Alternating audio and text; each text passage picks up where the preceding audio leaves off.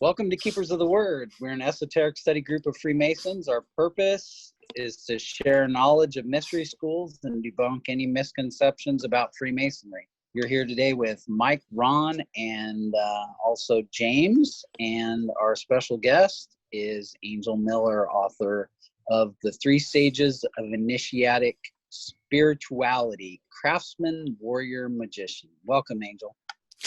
Thank you. Thanks for having me on. It's a pleasure.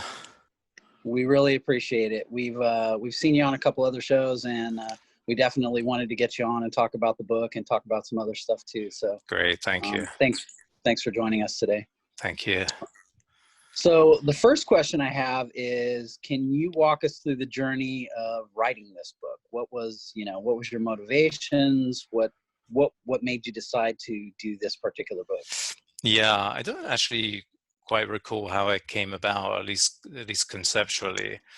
But I mean, I knew that there was at least 3 archetypes that go back into Indo-European society, which is 5 or more thousand years ago. And I was also aware of William D. Moore's comment in his book Masonic Temples, where he mentions, he claims that the Craft Lodge, the York Rite, and the Scottish Rite represent the craftsman, the what he calls the holy warrior, and the mystic.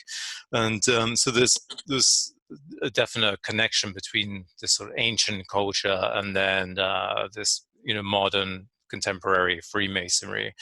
And it should be said that he also says that the Shriners represent the archetype of the jester, but I think that that's more questionable. But yeah, I wanted to explore these 3 archetypes, and really I began with the craftsman, especially with writing about Freemasonry for some years.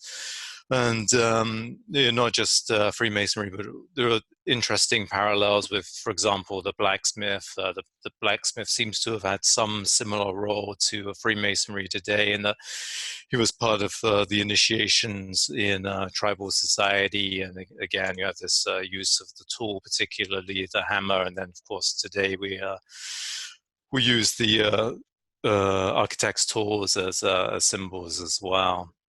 But yeah, after, and in my own life as well, apart from being a Freemason, I also practiced the martial arts, and my background is in fine art and design and fashion design as well. So it's this quite weird mix, probably. But in my own life, I also saw these 3 archetypes being represented. So I wanted to explore this world where they all came together.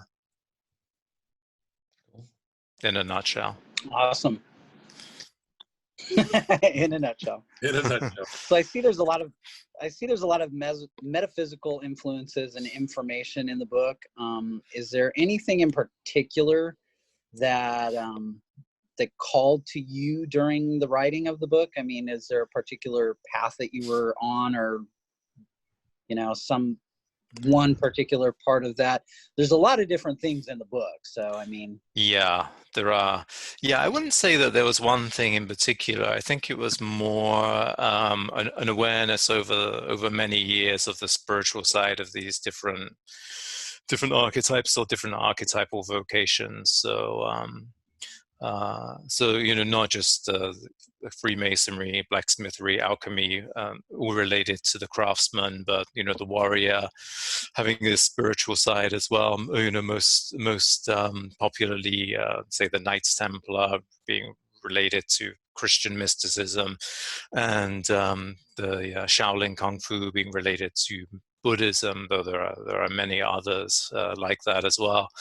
And even in the especially in the magician as well, which is a much broader subject, everything from ancient tribal shamanism to Jungian psychology. So it wasn't really one thing that appealed to me most, although I would say maybe in my life, maybe the warrior and warrior spirituality has been a particular interest over the last few years, but it was more really just trying to look at these things as a coherent whole.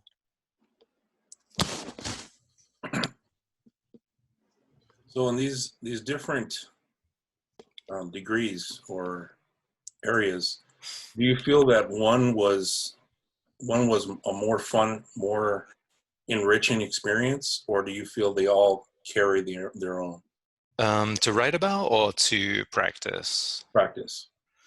Yeah, well, I think that for one thing, they're all sort of overlapping in a way. So, although you could distinguish between them, so if you say that the blacksmith is clearly within the craftsman archetype, but at the same time, it crosses over into the warrior archetype a little bit. In that, there's always been an association between the craftsman and the blacksmith.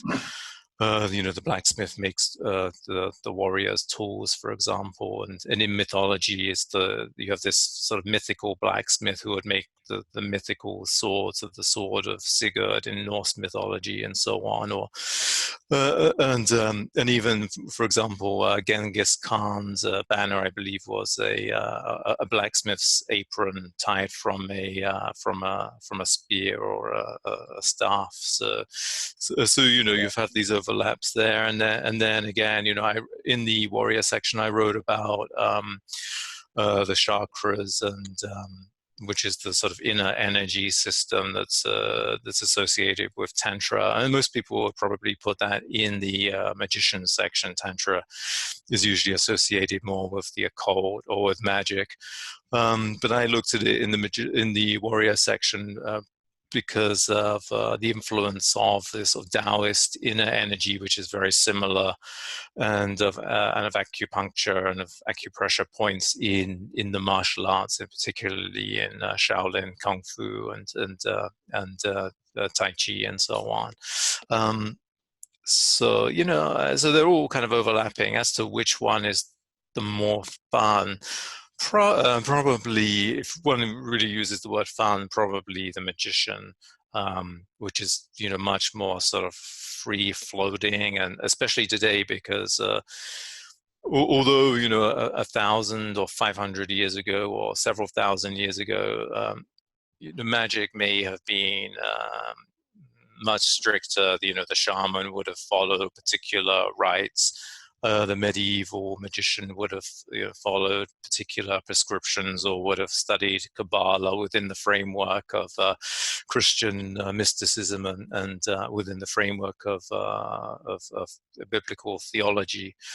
But today, magic has become a sort of a much more creative world, and that's both good and bad, of course. But you have figures like Crowley, less than a century ago, who went all over the world and was involved in all kinds of mysticism, from Sufi mysticism to Buddhism and so on, and created this kind of quite curious and maybe a slightly crazy mix. And other colorful characters like Austin Spare, who are performing this kind of sexual magic to create change in the environment and so on. And then that you have this overlap with Tantra and sex magic and Jungian psychology. So I would say that that's probably the most fun. Whether it would be the most fulfilling or the most important thing for people to practice today, in general, maybe not. But as a subject, it's definitely more fun because it's full of more colorful characters, among other things. How would you say that these three separate stages, how would that relate to somebody in their everyday life, both from Freemasonry to just a normal everyday person that's not a Freemason?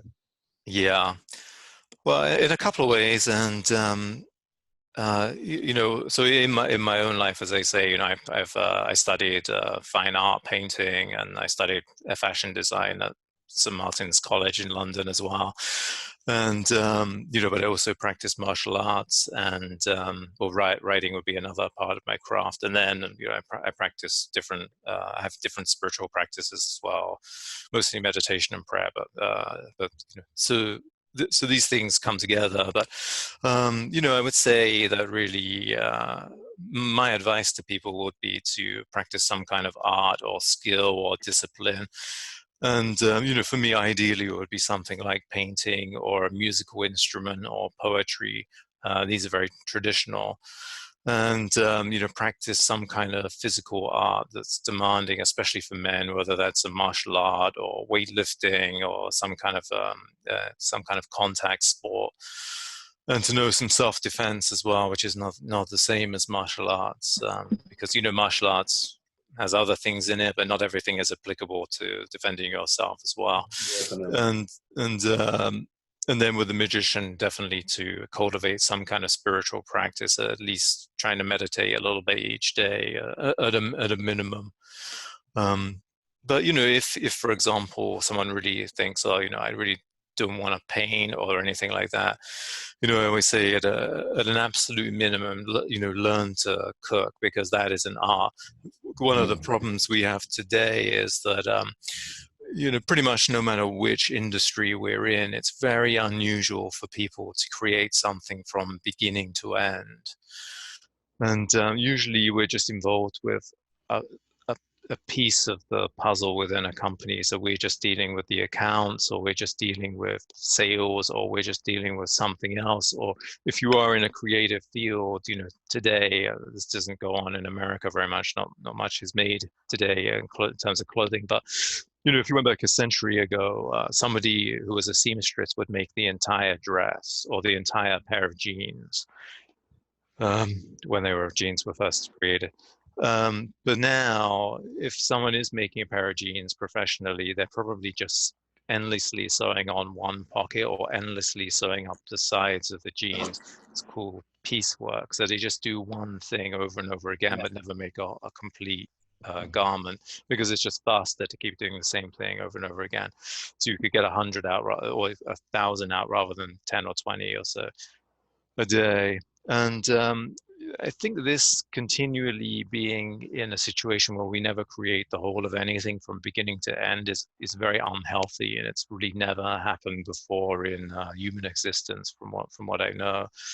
People were usually involved in construction, or weaving a tapestry, or creating some kind of art, or making food from the beginning to the end. But we've kind of lost that. So in the worst case scenario, someone should at least learn cooking so that you can make a meal from beginning to end.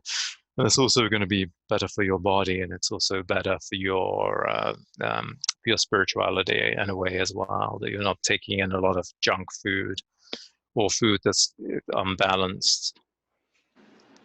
There's definitely a pleasure to doing something from beginning to end. I understand the concept of, I've worked personally in places where I've been on that assembly line and had a specific role where I had to do a particular job. But there's absolutely a true pleasure to starting something, and no matter how long it takes you to get through it, being able to have a completed project at the very end. And just, it's definitely, it's almost an initiatic experience. Yeah. For sure. Yeah, definitely it is. Absolutely. Yeah. What do you think that these three categories, why do you think they were created? What was their purpose behind it?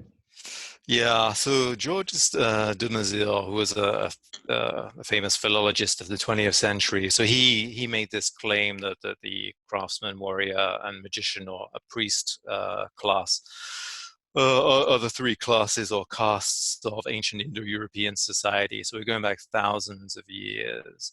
And you can also find these, I would suggest, in probably every other culture. At least any culture that survived. And you need someone who's going to create tools for you, who's going to grow food for you, or even if prior to the stage of agriculture, you still need somebody who's creating the tools. And then you need somebody, the warrior, who's going to go out and hunt food and defend the tribe from other tribes, or possibly attack other tribes and take over, but at a minimum to defend the tribe as it exists, especially if it's nomadic and wandering through different areas and is going to encounter different people eventually. And then you need some kind of guide for the society about what is advisable to do and what is advisable not to do. And normally that's the priest caste who would say this is in line with what the gods want us to do, or it's not in line with what the gods want us to do. And often what the gods want us to do is to survive and to thrive. So it wants us to have lots of children, or to be strong and win in battle, and so on. So I think these three archetypes are basically the three, or these vocations are the three that every society would need. And in recent years, or the recent decades, there's been other sort of collections of archetypes that have been proposed. And the problem with these archetypes, from what I can see, is that you wouldn't necessarily get a very healthy society. So, so for example, in one pretty well-known collection of archetypes by another couple of authors, they talk about the warrior and the magician, but they don't talk about the craftsman. They talk about the lover. And that's fine, but what kind of society would you get with that? You wouldn't get a society which is sustaining. And you could say, well, this is about the psyche. But the reason we've manifested these things in the world is because we recognize that's what we need, and it's also within a reflection of our psyche as well. And if the psyche is unbalanced, if you can't create tools or make food and can't defend yourself and can't make sort of decisions for your own well-being, you're in trouble. And it doesn't really matter if you are a lover as well, or whatever, if that makes sense. That makes a lot of sense. I think it reminds me of the Book of the Five Rings in a way. Yeah. Kind of encompassing everything around you in order to be very purposeful, and understanding that some of these areas you need to know. If you don't, you're done. Like back in the day, if you didn't know how to use a sword, you had a problem. Now it's like, okay, you need to know how to use a gun, but back in the day, you need to learn how to use a sword, or that was the end of it. So yeah, all that I think really ties in to today in different ways, but it ties in. Yeah, that's right. And you mentioned the Book of Five Rings, which was written by Miyamoto Musashi. And he's also a good example of someone who manages to incorporate these different archetypes, because he was a warrior, he was a samurai, he was almost certainly Japan's most famous samurai of the day. And but at the same time, there was this element of the craftsman with him, because he's also famous in Japan for his calligraphy and his painting, and he was also well known for his landscape gardening at the time as well. And then, of course, meditated in a cave and so on. And there is this sort of spirituality within the samurai tradition, mostly associated with Zen Buddhism. So, he's someone who does sort of bring these together as well. And there are certainly other people throughout history as well that do that. Awesome. So the three divisions that you talk about in the book, can you make a connection with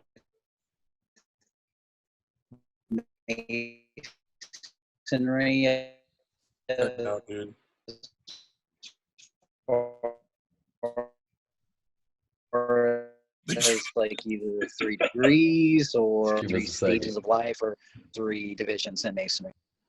You're gonna have to say that all over again, because we just we just stopped the end of it. Sorry. All right, I'll try one more time. So the 3 different divisions within the book, how do you relate them to masonry? Do you, as far as the 3 different degrees or the 3 stages of life, or what particular connection do you see them being with masonry?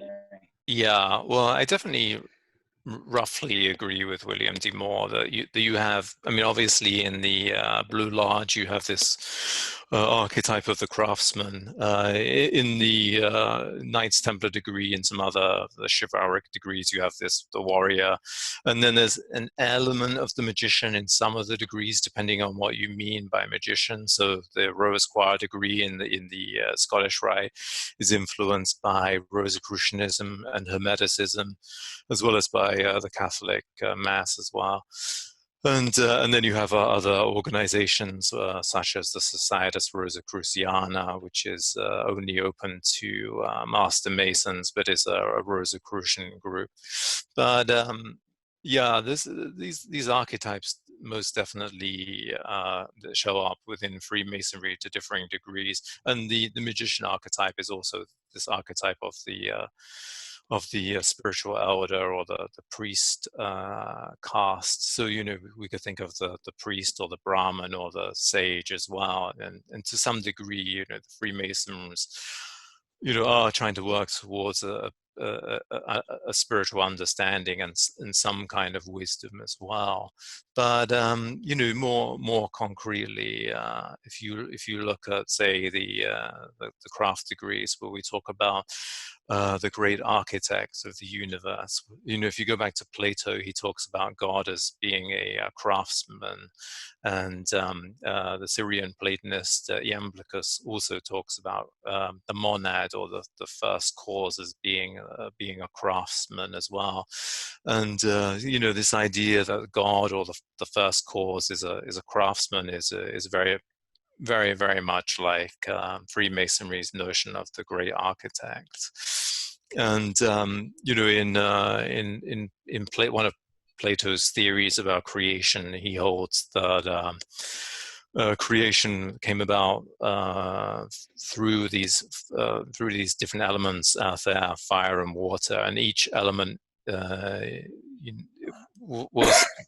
was embodied in these different sort of atoms, and each atom was a geometric shape. So so fire came in the shape of a pyramid, so its atoms were pyramid shaped. And then the earth element, the atoms for the earth element were cubic, and all of these different elements within space, we might say, come together in different configurations. And then as they come together in these different configurations, that's what creates differences in material existence. And not in America, but I won't say which degree, but in Great Britain, not in the first 3 degrees, but in one after that, there is a lecture about the Platonic solids in there, and it's actually pretty important. So, you know, that's directly related to you know, Platonic philosophy and ancient Greek philosophy. And so these ideas have kind of come back into Freemasonry, which itself has, you know, a history of 3 centuries now, just from the founding of the Grand Lodge in London, with another 300 years of Masonic prehistory as well. So it's also pretty old, but it definitely brings back a lot of these archetypes and these different details of the craftsman and the warrior. And, you know, I mentioned earlier the blacksmith, and we all know there's a reference to the blacksmith in the Masonic ritual as well. And if you look at the old charges, there's talk about a blacksmith two-ball who creates these 2 pillars and inscribes all of the arts that they have on the 2 pillars, because they believe that God is going to, or might, either flood the world with water and destroy everything, or burn it with fire. So they hope that one of these 2 pillars will remain, and one will be fire resistant and the other water resistant. So you know, you have this you know, this archetype of the blacksmith or the craftsman in pre-Masonic or proto-Masonic mythology, and then it comes back again in Freemasonry as well. So you find a lot of ancient stuff in Freemasonry. And, you know, if you look at some of the old Masonic encyclopedias, the range of material that they cover from you know, ancient religion and spiritual traditions is really, really striking. I mean, I think it would be hard pressed to find any book today that would cover as much ground as they did, you know, a century or 150 years ago. So Yeah. Awesome. Going back to those pillars, Yeah. should we expand on those things? Do we know who found those pillars after the flood? oh, I forget who it was now. I believe it was Nimrod. Okay. It was Nimrod, and then Babel? also Right. And the sons of Noah also talk about it. And Noah's like, oh man, we shouldn't mess with that. But yeah, that's some good stuff. It's cool to see the different aspects. You know, it's almost like you have the craftsman, the warrior, and the mage or the magician. You have a boy, a man, and an elder also Right. reflected in Yeah. that. Yeah, well, one author on Indo-European studies, he's actually suggested that he calls them 3 age grades. So when you're a boy, you would become a craftsman, and then when your body matured to that of a man, you would become a warrior, and then when your body Right. started to decline, you would become one of the elders or the spiritual guides. And you know, we should recall, of course, that people were not going to college until 20, 25, 30 years old, 5 years old. At the latest, you were going to be helping your parents Right. doing whatever they were doing, whether that was working in the field or in a forge or making tapestries or making clothing or something. If as a child you would be helping with that, you weren't going to go to university, 1,000, 2,000 years ago. So We're making spears all day. Child All day labor. we're doing spears.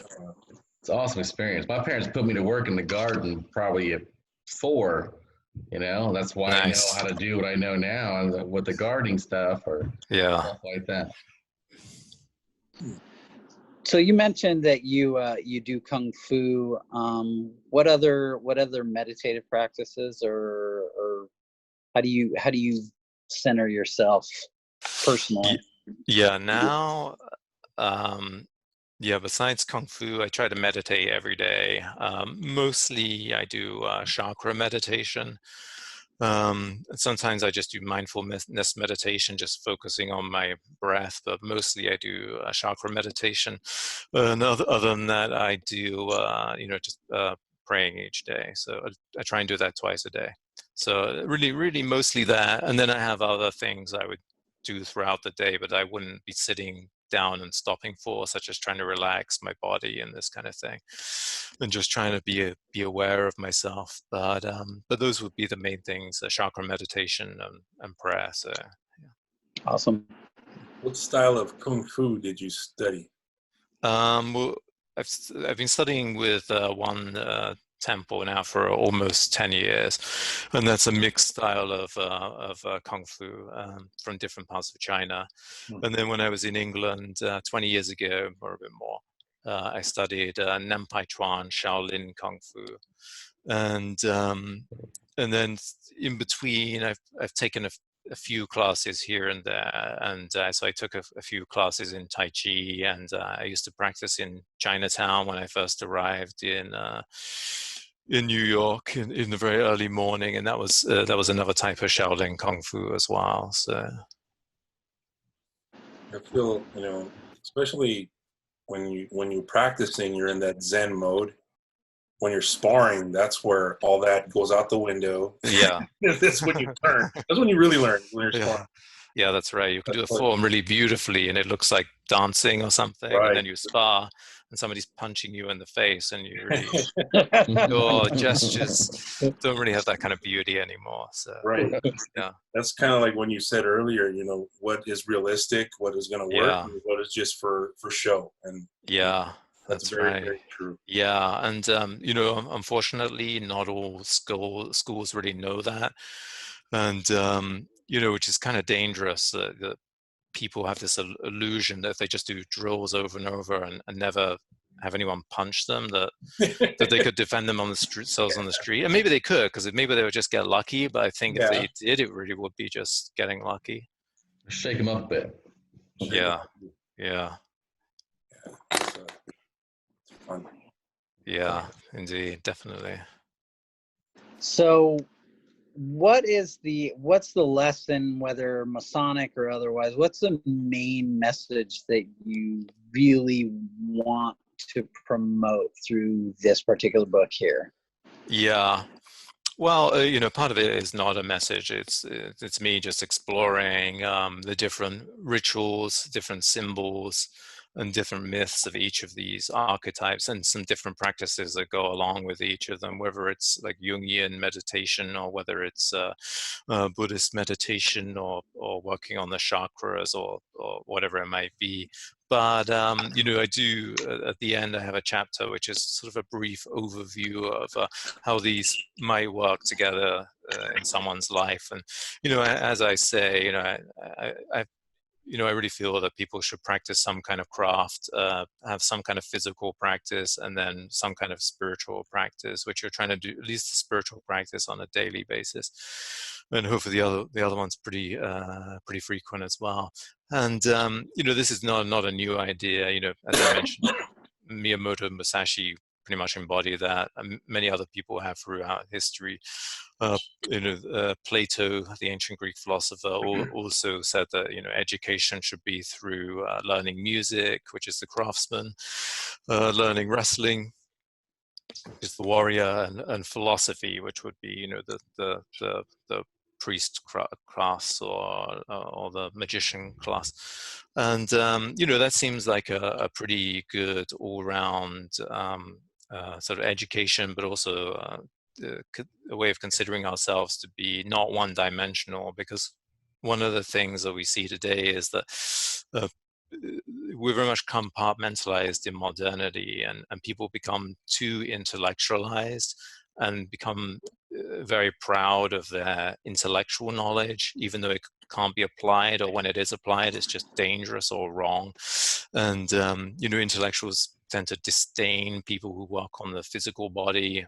And in contrast, people who are always pumping iron can sometimes look down on intellectuals as well, or on the arts, and become these sort of meatheads.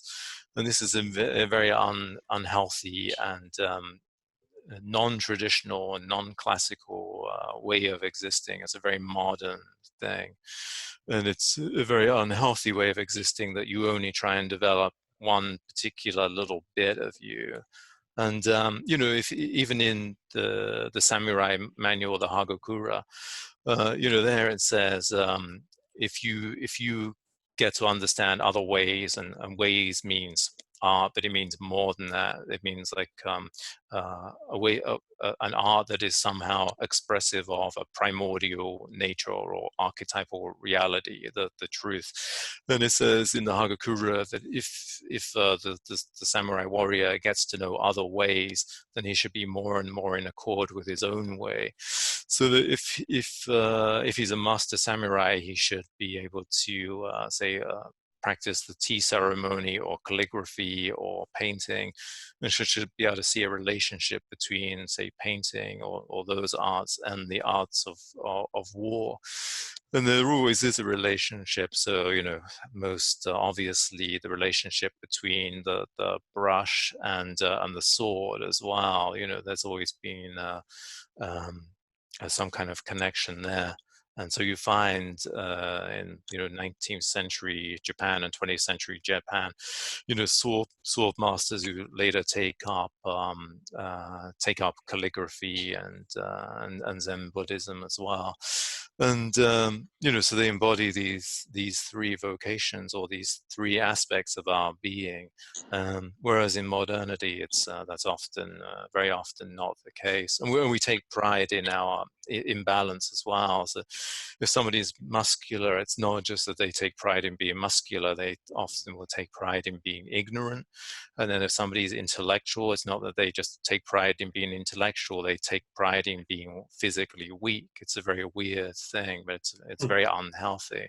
And why would you only want to develop just one part of you when you shouldn't want to be a cliche or just one little part of your own potential. You should try and develop your entire potential. Yeah, it sounds like a real mind, body, spirit triplet to being a complete and whole, just individual. Yeah, exactly. Yeah. And if you're more inclined to be the warrior or more inclined to be, someone who's meditative, if you take up an art or you take up these other types of vocations, you're going to learn much more about yourself and more about the world as well. And it will stop you from being, arrogant as well, which is really important. So, yeah. but yeah, essentially, expand your mind. yeah, expand your mind, your body, and your spirit. That's There right. you go. All of it. So what do you hope a reader that reads your book takes away from it? Yeah, well, a couple of things. And one thing is definitely to try and develop all sides of yourself, or at least Right. appreciate these different arts.